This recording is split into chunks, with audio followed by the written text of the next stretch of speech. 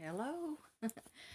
I'm here to tell you all a story about a young boy. He was getting ready to turn 18, and this setting is in 1989.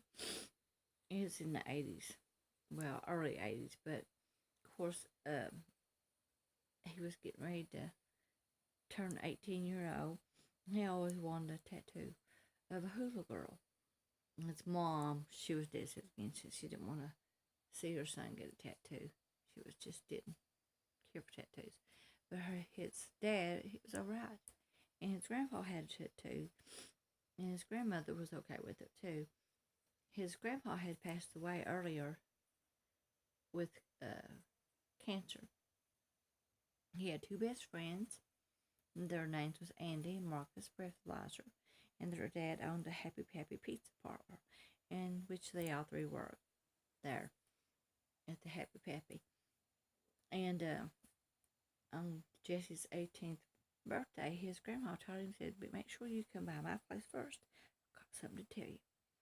So he told her, he promised her, he made that promise. He said, okay, he would be there. So on his way out the door, the telephone rang. So he answered it, and it was Marcus and Andy. They said, "Jesse, stop by the pizza parlor. We got something just to give you. Won't take long." And it was on his way, to his grandmother's house. So he stopped in, and he noticed no lights were on. He kind of had like an idea. It was a surprise birthday party. He was 18, and they had planned out Hannah, the popular girl, at that time. There's more to her as the story goes on, and her best friends were all there, and she popped out of a cake in a pink bikini. Woo! They were having such a good time. And then all of a sudden, Jesse goes, "Oh no," he goes, "I promised my grandmother that I would see her. Be there. I would see her before I see anybody, even my mom and dad." He said, I have to go." Hank gets all mad. "I can't believe you're going to see your grandmother." She said, "We're giving you an 18th birthday party. And look, I'm here and all your friends, and you want to go see your grandmother? You can see her later. Jeez." "Well," he goes, "No, I promise. A promise is a promise, and I'm going. We'll be back later." So he got in the car, he left, and as he rounded the curve, he seen lights flashing at his grandmother's house. His mom and dad's car was parked there, and he was really spooked then. He hurried, he put his car in gear, gets out of the car, he runs to the door, he goes inside. There his mother sitting on the sofa, softly crying. His dad was looking out the window like in a blank stare. He looks over toward the sofa, and all the medical people are around, the EMTs. He pushes his way through, and one of the EMT pats his shoulder and said, "Son, I'm sorry, but she died suddenly of a heart attack."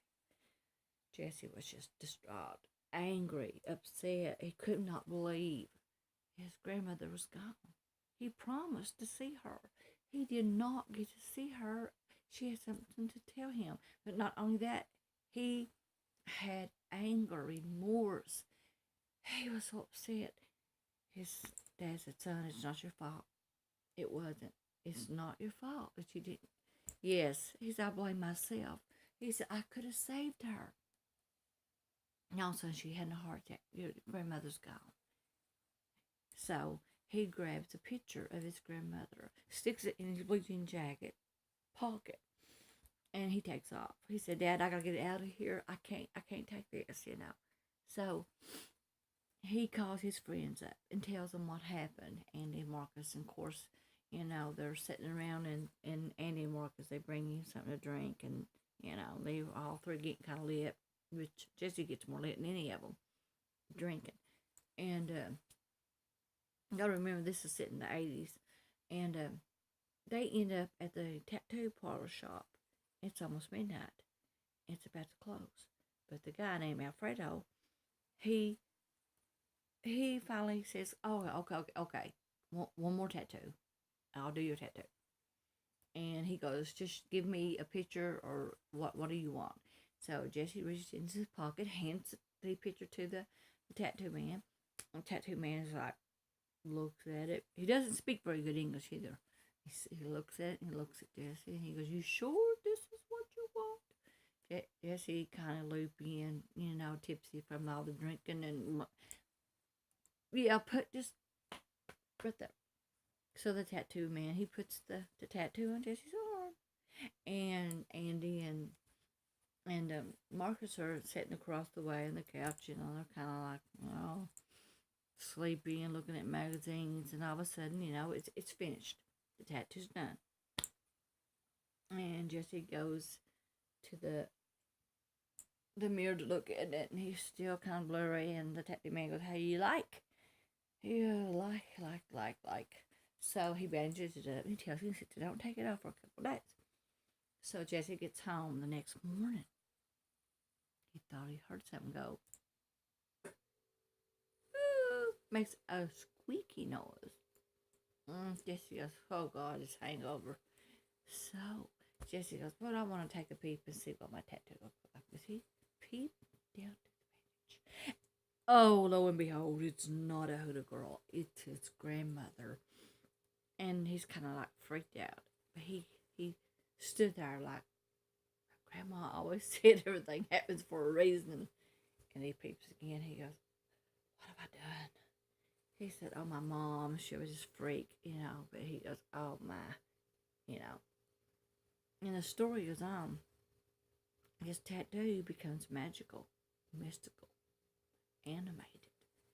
Granny was a hoot in her day when she was alive. And now she's got this second chance to be a little bit more spunkier, a little bit more. But the story is, the concept of the story is, it's family.